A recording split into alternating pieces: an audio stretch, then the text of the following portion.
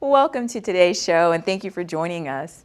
As always, these shows are about you and your suggestions, ideas, and feedback, so keep coming to CourtneyAnderson.com and letting me know what's on your mind, what you'd like to see in future shows, what ideas you have, because we can always improve, and it's all about providing solutions that are pragmatic and useful to the challenges in your life and your professional career.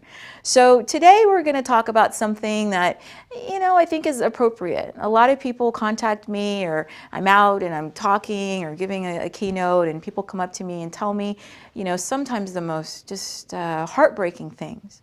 And I know that I'm often about action. I'm often giving advice, and it's about how we're going to think through this and how we're going to have a problem solution that's going to work, and that there's a path and there's a way for us to influence situations and put leverage into an organizational challenge.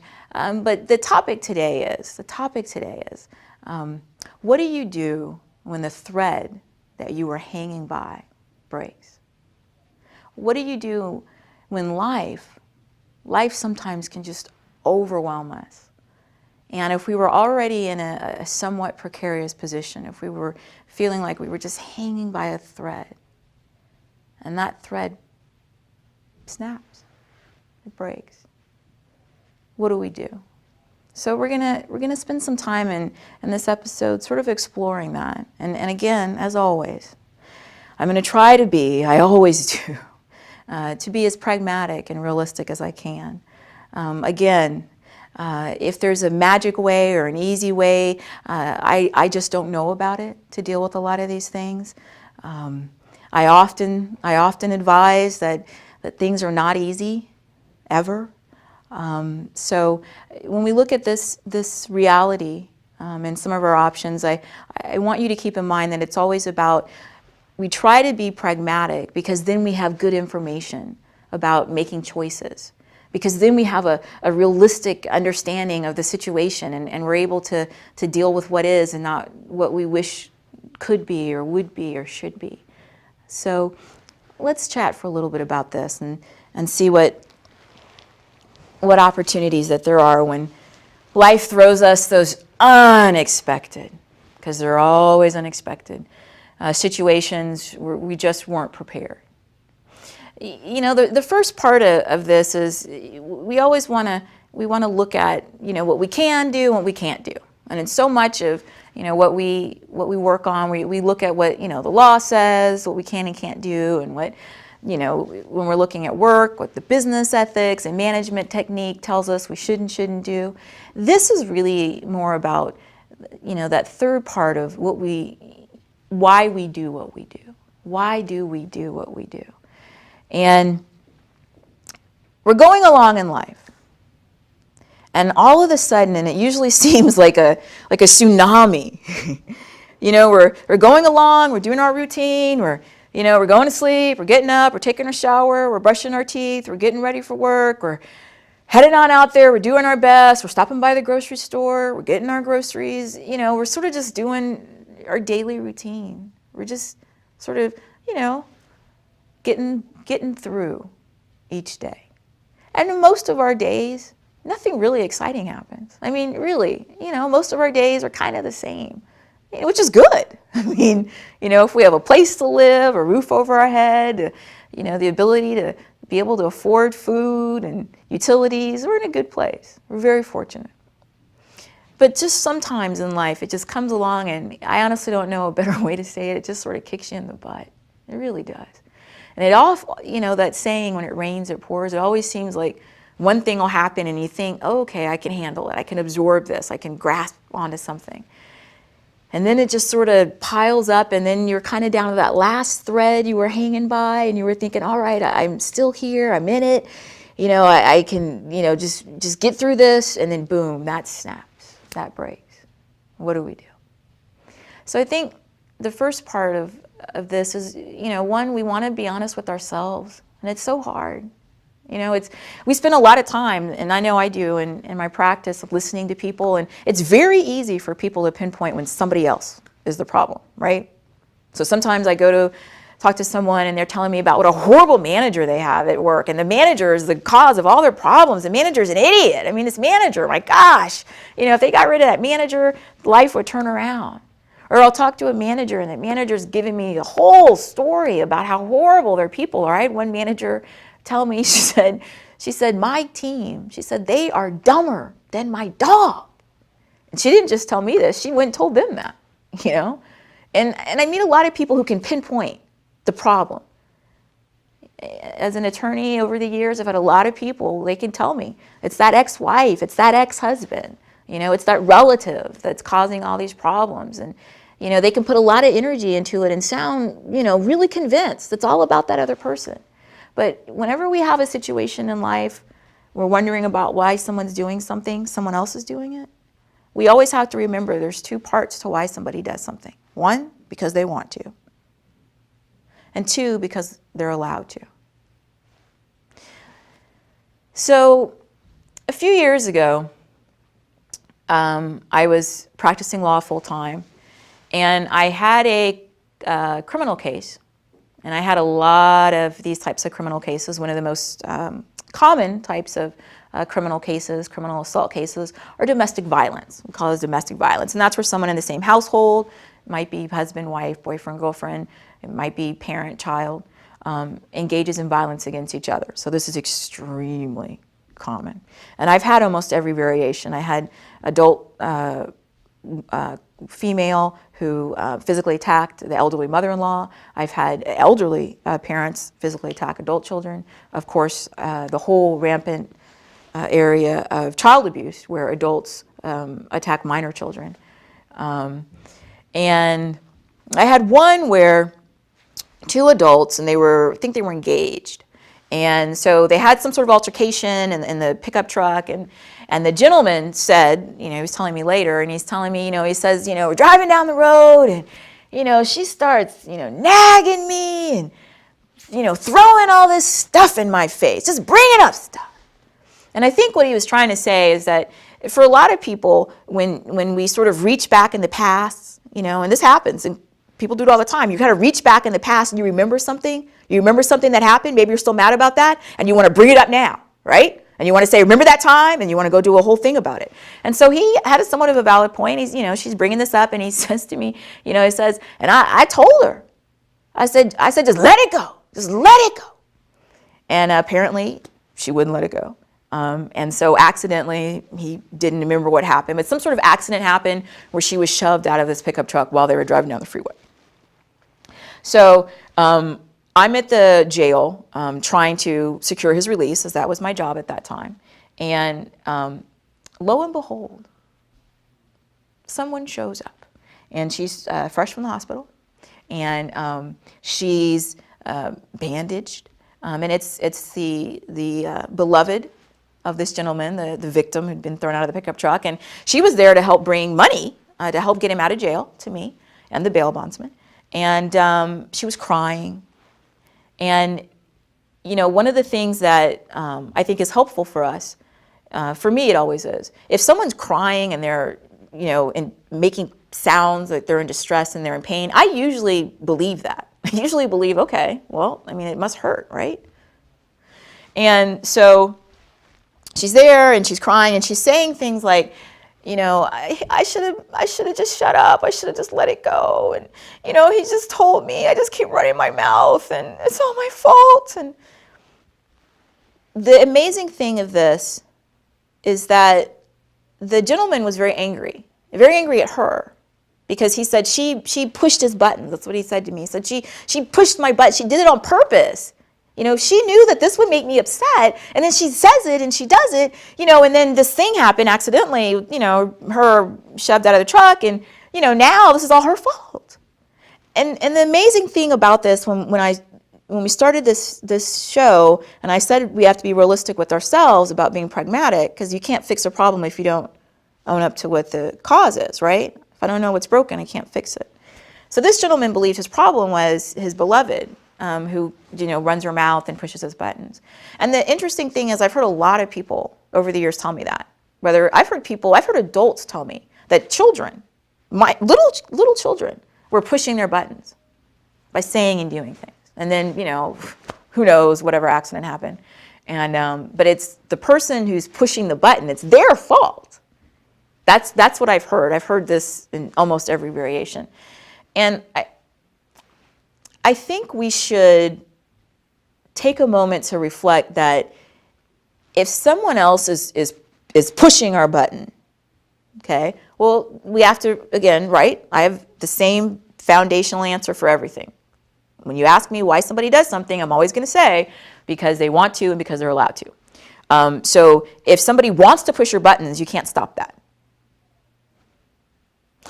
If somebody is allowed to continue to push your buttons, though, you do have a role in that. You can stop the process of them pushing the button. Now, you can't stop it by shoving them out of a pickup truck, right? Or accidentally throwing them down some stairs. Totally happens.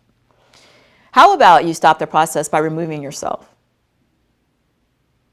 If somebody is saying something or doing something, and you believe that's going to lead to you having some sort of violent eruption, the law is going to hold you responsible for the violent eruption part.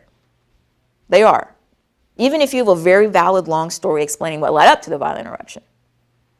Because again, what we can and can't do, that basic rule, the law says we're not allowed to assault other people. That's just the law. So it's not a defense to that to say, well, they made me do it, right? Because they wouldn't shut up. Or they made me do it because they were crying, or they made, and that's what I hear a lot of the with minor children, especially babies, is that they just keep crying. Well, yeah, they're babies. I mean, since we're legally held responsible for our actions, I think it's important that we look at this, what I and many other people call the victim mentality. The gentleman who was briefly incarcerated for the accident of the girlfriend outside the truck, he believed he was a victim of her pushing his buttons.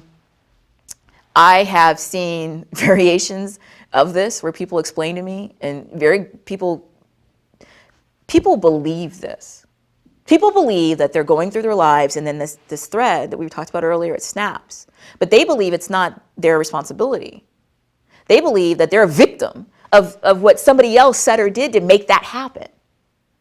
Right? So this gentleman, he had his own little business, and he was explaining that, you know, because of being arrested, he's going to miss work, and it's going to create problems with, you know, his business, and, you know, and he's blaming all this at the feet of the woman who wouldn't shut up when he told her to, right? Because he did tell her, you know, and she admitted, he did tell me, shut up. And he's saying in his mind, I'm a victim. I'm a victim of this. This happened to me. I'm the victim. Now, legally, we know that he's not the victim, she's the victim, because she's the victim of the assault. So when we start to look at our lives, when things go just out of beyond our worst imagination of what could happen, and we start to ask, my goodness, what can I do? How did this happen? I do think it's important that we ask ourselves, did we contribute to this? Now, I know it's very prevalent, and I know it's very easy for us to play the victim. And we do it in really horrible ways when it comes to things like assault. We do it in little ways. We do it in little ways. You know, I know that I do a lot with fitness and health, right? And people say, well, my goodness, I just woke up one day and I was, 100 pounds overweight. Okay, well, that's totally true. You do wake up one day and you can be 100 pounds overweight, totally. Now, did that happen between yesterday and today? Were you a victim where you were just going along, doing everything normally, and then boom, extra 100 pounds on you? No. Now, are there medical conditions that can result in some sort of unusual weight gain as a byproduct of some sort of medical condition or a medical prescription? Yes, and I'm not talking about that. What I'm saying is that there's a role that we play in something either as innocuous, although it can be serious for our health, as not watching what we're eating. And it's the same mindset. I know, and a lot of you have been with me over the last several years, and as I said, life sometimes hanging by the thread and it snaps. And that has certainly happened to me. And sometimes life just kicks you in the butt. You know, you don't think it's going to happen, and it happens. And I have had a lot, and I went through a period where I absolutely positively, one of the few things that I did that I felt I had some control over that made me feel better for just a little bit were some wonderful things like pecan pie and donuts and any type of like bread, like cinnamon bread or raisin bread or buttered bread. I took refuge in food, and I remember going and putting on clothes, and I remember pulling them up and thinking, my goodness, my dryer must really be acting up. It must have shrunk all these clothes. I just can't believe it. That's the weirdest thing. I should buy a new dryer. Because clearly that must be the problem, right? Not the fact that I'm not taking care of myself and I was eating emotionally. I ate too much. I certainly didn't exercise. That's why I gained weight. Now, I'm a big believer in being pragmatic. That formula works in reverse. If you eat less and or exercise, you will lose weight. Now, there's a trillion different plans out there to help people do it. And some people tell you it's the color of the food you eat, and some people tell you it's your blood type, and some people tell you it's the time of day you eat. I mean, there's all kinds of versions of this. The bottom line is you have to eat less than your body burns, and then you'll lose weight. That's brutal, and that's hard to take responsibility for. But the issues that have happened beyond that cause some of these things are just, when we look at our lives, we have to be honest with ourselves and ask that question, am I part of this? Did I have a role in what happened? So if I find myself incarcerated for assault, I can be upset and say that somebody else pushed my buttons. But I strongly suggest that I stop and ask myself, am I doing a victim mentality here? Because a victim mentality is where somebody rationalizes. And a rationalization is a lie we tell ourselves. And these are the best kinds of lies. Because lies other people tell us, we can't control them. Who knows when somebody will tell you a lie? But a rationalization is a lie you can tell yourself, and you can tell yourself any time that you want, unlimited. So when I told myself, when I couldn't get my jeans on, that my dryer shrunk them, that's a rationalization. That's a lie I told myself. My dryer didn't shrink my jeans. I ate too much. That gives me power to try to solve that, because the solution is mathematical. You look and find out how many calories your body burns, right? Based on your size, your height, your gender. There's all kind of calculators, and that'll give you a number. And then if you eat less than that calorie, you'll lose weight. So have I oversimplified it? Yes. But that's something that I could act on instead of me sitting there and saying I'm a victim of my dryer. I could say no, and it gave me some power and some control over the situation. Now, for all the other things that happen in life that we really aren't part of it, for people who have lost loved ones, for people who struggle with people who have addiction, for people who've gone through extreme grief, for those other people out there who are survivors of a suicide in your family like I am, there are some things that are just beyond our control. And when those things happen, and that thread, it does snap, and the power of that, when some of these things happen, one, you have to go and you have to seek help. The amazing thing, in any community, no matter where you are, there are other people who've either been through what you've been through, or there are professionals who can help you. If you're somewhere isolated and you can't get to a professional or you can't get to a group, there are online support groups. I will say that I was not a big proponent necessarily of this, but I got a lot out of going and being around other people who've been through similar things, that sometimes you're going along in life and you're going along and then life just kicks you in the butt. And when you do that first process where you ask yourself, am I part of this? When it comes to things that are disease, murders, and really just things that are just so beyond your control, in that situation, you really aren't. And at that point, you have to go into preservation mode. And when you go into preservation mode, everybody's different. You know, I know one of the things that is very difficult is when people come to you and they say to you, I know how you feel. I've been through some of the things I've been through, and I had someone say to me, well, I know how you feel. You know, my dog passed away. And I just thought, wow, that's painful on so many levels. Like, you equate this to that, but okay. You know, but people don't really know how to respond. You know, the majority of people are very fortunate where they go through their lives and they don't have really catastrophic and really awful things happen. And thank goodness, right? And so when they're kind of around someone who does, they honestly just don't know what to say or what to do. And most people who are in that moment of when these things happen that are just awful, honestly, you don't even have the energy. I mean, really, you know, who cares? You know, the self-preservation and the thing that I'm asking in this episode is that no matter who you are, and no matter how unbelievably horrible something is, there's other people like you who have really, really been through that, and there's kind and giving people in every one of these communities who've set up support groups and are going to do everything they can to help. But you got to reach out. You got to let people know. And if you're in a really dark place in your life and you just are feeling like you're about to give up, please reach out. Please, please reach out. I am literally begging you. If I could get on this ground and on my knees and get back up, I would. There is always somebody out there who's rooting for you, but you got to let them know you need help. So our topic today is, what do you do when you're hanging in there by a thread and it snaps? Reach out. Thank you for joining us.